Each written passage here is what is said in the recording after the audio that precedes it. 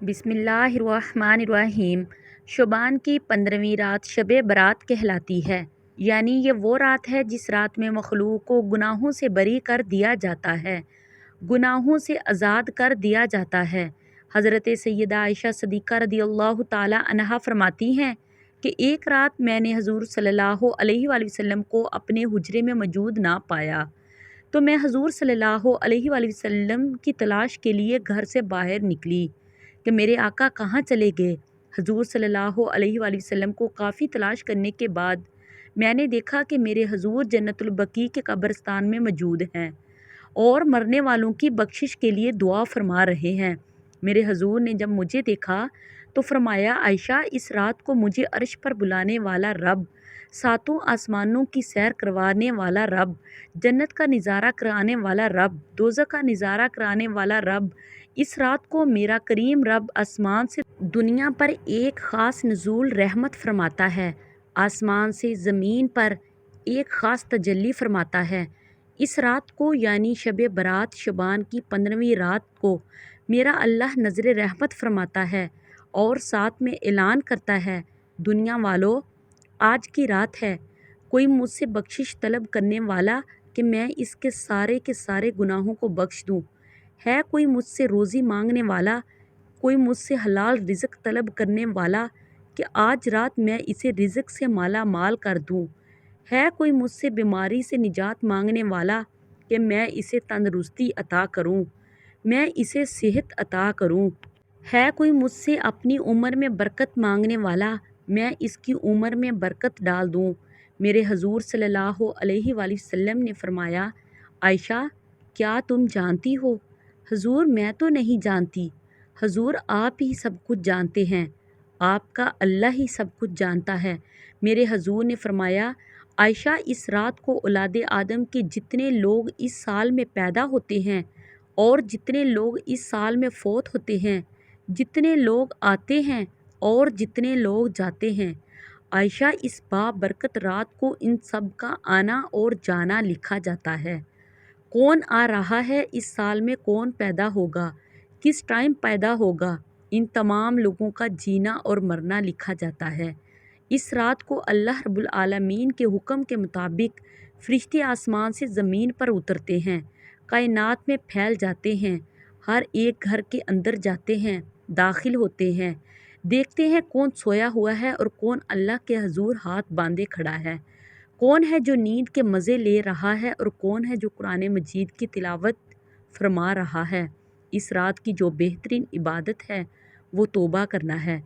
शब बरात की रात की जो बेहतरीन इबादत है, शबान की 15वीं रात की जो बेहतरीन इबादत है, वो है रो रो कर तौबा करना, गिड़गिड़ा कर तौबा करना। हुज़ूर सल्लल्लाहु अलैहि वसल्लम ने फरमाया, सहाबा, मैं अल्लाह का हबीब हूँ, जो जवानी में तौबा करता है वो भी अल्लाह का हबीब बन जाता है। नौजवानों, तुम में से कौन सा ऐसा शख्स है जो अल्लाह का हबीब बनना चाहता है? अगर तुम अल्लाह के हबीब बनना चाहते हो तो शब बरात की रात, बाबरकत रात, मुक़द्दस रातों में से एक ख़ास रात, इस रात में अल्लाह के हजूर तौबा करना, अल्लाह के महबूब बंदे बन जाना। खुशकिस्मत इंसान है वो जो इस बाबरकत रात में कुरान मजीद उठाए, कुरान की ज़ियारत भी करे, कुरान की तिलावत भी करे। हजूर सल्लल्लाहु अलैहि वसल्लम ने फरमाया, अगर दिलों पर मैल चढ़ जाए तो तिलावत कुरान कर लिया करो, अगर दिल गंदा हो जाए तो कुरान पढ़ लिया करो, यानी कुरान सुन लिया करो, और अगर दिलों पर जंग चढ़ जाए तो किराते कुरान कर लिया करो। मेरी उम्मत, कुरान की ताकत को समझ जाओ, कुरान की क़ुव्वत को संभल जाओ। फरमाया, जिस जगह मोमिन का हाथ ना पहुँचे वहाँ मैं मोहम्मद का कुरान पहुँच जाता है। देखते हैं कौन सा शख्स है जो परेशान हाल है, रोज़ी के लिए परेशान है, फरिश्ते इसे रोज़ी अता करते हैं, रिज़्क से माला माल कर देते हैं, अल्लाह के करम से, अल्लाह के हुक्म के मुताबिक। कौन है जो औलाद के लिए दुआ मांगे, अल्लाह ताला इसे नेक नरीना औलाद अता करे। कौन है जो रोज़ी के लिए दुआ कर मांगे, कौन है जो बीमारी से छुटकारे के लिए दुआ मांगे, कौन है जो अपनी बख्शिश के लिए दुआ कर मांगे और अल्लाह रब्बुल इज़्ज़त इसे अता फ़रमाए। इस रात की बेहतरीन इबादत है तौबा करना है, अल्लाह तबारक व तआला से अपने गुनाहों की माफ़ी मांगना है یہ رات تمہاری زندگی میں غنیمت کے طور پر آ رہی ہے۔ یہ خاص رات ہے، بابرکت راتوں میں سے ایک رات ہے۔ اس رات میں چند لوگ ایسے ہوتے ہیں جو اس رات کی برکتوں سے محروم رہ جاتے ہیں۔ ان میں سے ایک مشرک، شرک کرنے والا، دوسرا ماں باپ کا نافرمان، تیسرا شخص شرابی، شراب پینے والا۔ یہ وہ شخص ہیں جو شب برات کی رحمتوں اور برکتوں سے محروم رہتا ہے۔ زانی شخص بھی شب برات کی برکتوں سے محروم رہتا ہے۔ سود خور شخص بھی شب برات کی رحمتوں سے محروم رہتا ہے۔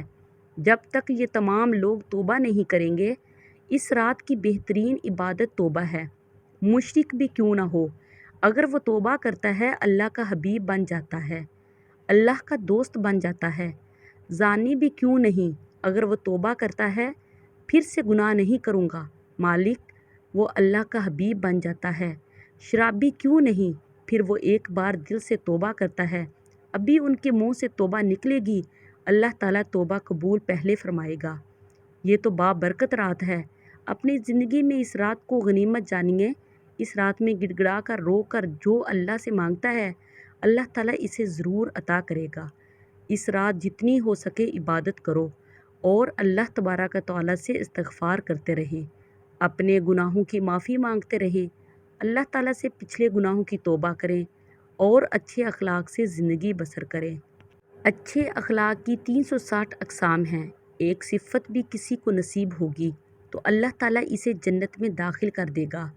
حقیقت میں حسن اخلاق کا مفہوم بہت وسیع ہے۔ اس میں کئی نیک اعمال شامل ہیں۔